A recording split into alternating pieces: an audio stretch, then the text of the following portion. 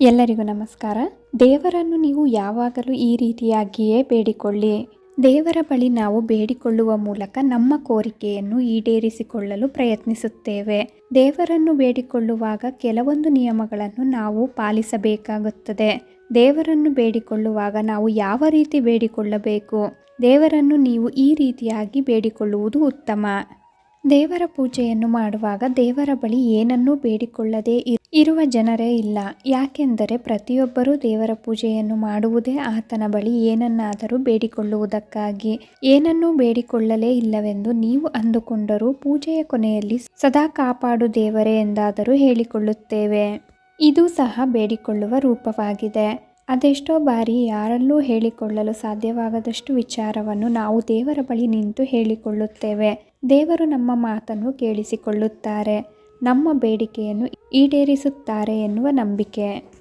ಕೆಲವರ ಮನಸ್ಸಿನಲ್ಲಿ ನಾವು ದೇವರ ಬಳಿ ಎಷ್ಟೇ ಬೇಡಿಕೊಂಡರೂ ನಮ್ಮ ಬೇಡಿಕೆ ಈಡೇರಲೇ ಇಲ್ಲವೆಂದು ಅನಿಸುತ್ತದೆ. ನೀವು ದೇವರ ಬಳಿ ಕೇಳಿಕೊಂಡ ಬೇಡಿಕೆ ಈಡೇರದೇ ಇರಲು ಅದರದ್ದೇ ಆದ ಕಾರಣವಿರುತ್ತದೆ. ದೇವರು ನಿಮ್ಮ ಬೇಡಿಕೆಯನ್ನು ಈಡೇರಿಸದೇ ಇರಲು ನೀವು ದೇವರನ್ನು ಬೇಡಿಕೊಳ್ಳುವಾಗ ಮಾಡುವ ಈ ತಪ್ಪುಗಳು ಆಗಿರಬಹುದು. ರಾತ್ರಿ ಮಲಗುವ ಮುನ್ನ ಈ ಕೆಲಸ ಮಾಡಿ. ದೇವರನ್ನು ನಾವು ಪ್ರಾರ್ಥನೆ ಮಾಡುವುದು ತುಂಬಾ ಮುಖ್ಯವಾಗಿರುತ್ತದೆ.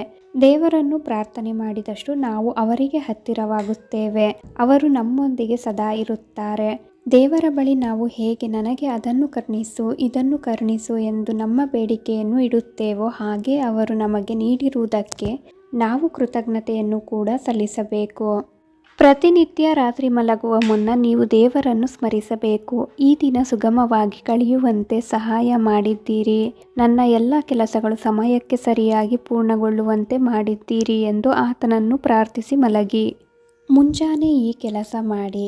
ರಾತ್ರಿ ನೀವು ಹೇಗೆ ನಿಮ್ಮ ಇಷ್ಟ ದೇವರನ್ನು ಸ್ಮರಿಸಿ ಮಲಗುತ್ತೀರೋ ಹಾಗೆ ಮುಂಜಾನೆ ಕೂಡ ನಿಮ್ಮ ಇಷ್ಟ ದೇವರನ್ನು ಸ್ಮರಿಸಬೇಕು. ಮುಂಜಾನೆ ಎದ್ದಾಕ್ಷಣ ದೇವರನ್ನು ಪ್ರಾರ್ಥಿಸಿ, ನನ್ನ ಈ ದಿನ ನಿಮ್ಮ ಕೃಪೆಯಿಂದ ಎಲ್ಲವೂ ಒಳ್ಳೆಯದೇ ಆಗಲಿ, ದಿನವಿಡೀ ಯಾವುದೇ ಸಮಸ್ಯೆಗಳು ಬಾರದಂತೆ ಬಂದರೂ ಎದುರಿಸುವಂತೆ ಶಕ್ತಿಯನ್ನು ನೀಡಿ ಎಂದು ಬೇಡಿಕೊಂಡು ದಿನವನ್ನು ಪ್ರಾರಂಭಿಸಿ. ಈ ಒಂದು ಪದವನ್ನು ದೇವರನ್ನು ಬೇಡಿಕೊಳ್ಳುವಾಗ ಹೇಳಿ.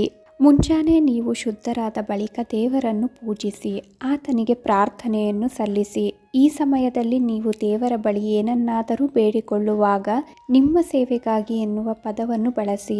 ಯಾಕೆಂದರೆ ಯಾವಾಗಲೂ ನಾವು ದೇವರ ಮುಂದೆ ನಿಂತು ಸ್ವಾರ್ಥಕ್ಕಾಗಿ ಬೇಡಿಕೊಳ್ಳಬಾರದು.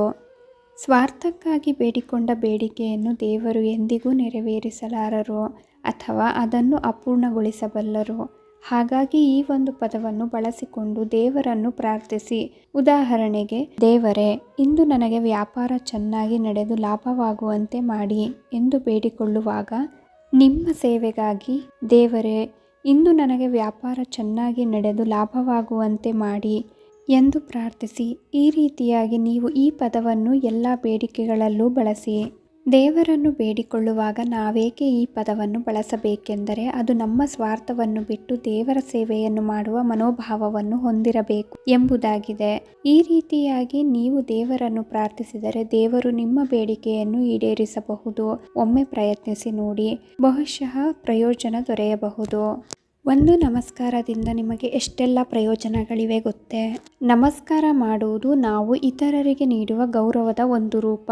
ದೇವರಿಗೂ ನಾವು ನಮಸ್ಕಾರವನ್ನು ಮಾಡುವ ಮೂಲಕ ನಮ್ಮ ಪ್ರಾರ್ಥನೆಯನ್ನು ದೇವರ ಬಳಿ ಹಂಚಿಕೊಳ್ಳುತ್ತೇವೆ. ನಮಸ್ಕಾರ ಮಾಡುವುದು ಹೇಗೆ? ಎಲ್ಲ ಧರ್ಮಗಳಲ್ಲೂ ಅವರದ್ದೇ ಆದ ಸಂಪ್ರದಾಯಗಳನ್ನು, ಪದ್ಧತಿಗಳನ್ನು ಅನುಸರಿಸಲಾಗುತ್ತದೆ. ಅದು ಅವರವರ ಸಂಪ್ರದಾಯಗಳ ಅಭಿರುಚಿಗೆ ತಕ್ಕಂತೆ ಇರುತ್ತದೆ.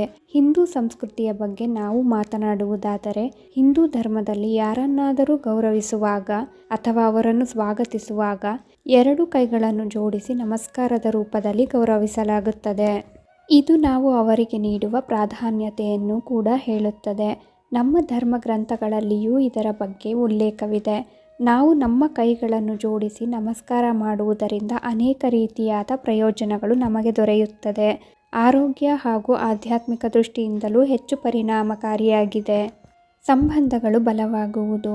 ನಮ್ಮ ಸನಾತನ ಧರ್ಮದಲ್ಲಿ ಕೈಗಳನ್ನು ಜೋಡಿಸಿ ನಮಸ್ಕಾರ ಹೇಳುವುದು ಎಂದರೆ ಅದೊಂದು ಮಾತನ್ನು ಆರಂಭಿಸುವ ರೀತಿ ಮಾತ್ರವಲ್ಲ, ಇದು ನಾವು ಇತರರಿಗೆ ನೀಡುವ ಗೌರವದ ಒಂದು ವಿಧಾನವೂ ಆಗಿದೆ. ನಮಸ್ಕಾರವನ್ನು ಮಾಡುವುದು ಹೆಚ್ಚು ಧಾರ್ಮಿಕ ಮಹತ್ವವನ್ನು ಹೊಂದಿದೆ ಎಂದು ಹೇಳಲಾಗುತ್ತದೆ. ನಾವು ಕೈ ಜೋಡಿಸಿ ನಮಸ್ಕಾರ ಅಥವಾ ನಮಸ್ತೆಯನ್ನು ಹೇಳುವುದರಿಂದ ಇತರರಿಗೆ ಗೌರವ ನೀಡಿದ ಅನುಭವವಾಗುವುದು ಮತ್ತು ಸಂಬಂಧದಲ್ಲಿ ಬಲವೂ ಹೆಚ್ಚಾಗುವುದು. ದೇವರು ಮತ್ತು ದೇವತೆಗಳ ಆಶೀರ್ವಾದ. ದೇವರು ಮತ್ತು ದೇವತೆಗಳಿಗೆ ನಮಸ್ಕರಿಸುವಾಗ ಮೊದಲು ನಿಮ್ಮ ಎರಡೂ ಕೈಗಳನ್ನು ಜೋಡಿಸಿ ಹಣೆಯ ಮಧ್ಯಭಾಗಕ್ಕೆ ತೆಗೆದುಕೊಂಡು ಹೋಗಿ. ಇದಾದ ನಂತರ ಸ್ವಲ್ಪ ಬಾಗಿ ಕಣ್ಣು ಮುಚ್ಚಿ ದೇವರು ಮತ್ತು ದೇವತೆಗಳ ಬಗ್ಗೆ ಧ್ಯಾನ ಮಾಡಿ. ದೇವರಿಗೆ ನಮಸ್ಕಾರ ಮಾಡುವಾಗ ನಿಮ್ಮ ಬೆರಳುಗಳು ಸ್ವಲ್ಪ ಸಡಿಲವಾಗಿರಬೇಕು ಎಂಬುದನ್ನು ನೆನಪಿನಲ್ಲಿಡಿ.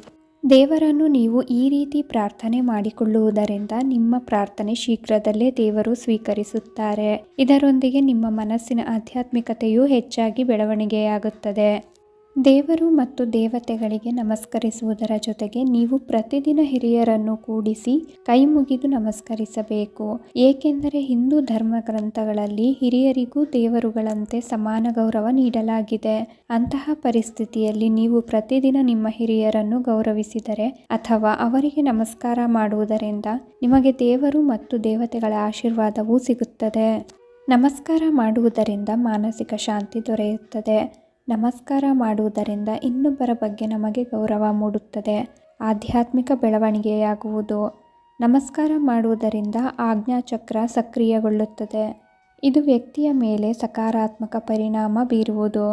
ನಮಸ್ಕಾರ ಮಾಡುವುದು. ನಮಸ್ಕಾರ ಮಾಡಿದ ವ್ಯಕ್ತಿಗೂ ನಮಸ್ಕಾರವನ್ನು ತೆಗೆದುಕೊಂಡ ವ್ಯಕ್ತಿಗೂ ಸಮಾಜದಲ್ಲಿ ವಿಶೇಷವಾದ ಗೌರವ ಸ್ಥಾನವನ್ನು ನೀಡಲಾಗುತ್ತದೆ. ಹಾಗಾಗಿ ನೀವು ಇತರರನ್ನು ಮಾತನಾಡಿಸುವ ಮುನ್ನ ಕೈ ಮುಗಿದು ಅವರನ್ನು ಗೌರವಿಸಿ ಹಾಗೂ ದೇವರನ್ನು ಸ್ಮರಿಸುವ ಮುನ್ನ ಕೂಡ ಕೈ ಮುಗಿದು ಸ್ಮರಿಸಿ.